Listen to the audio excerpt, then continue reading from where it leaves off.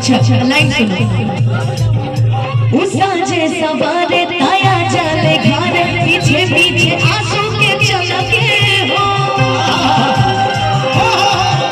बचहरा नूरानी नी परियन के रानी दीवानी भइल दिल कमल के हो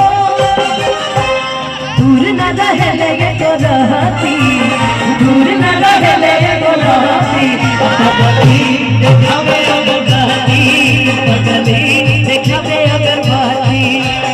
बन चाहती तेरी महती बन चाहती तेरी महती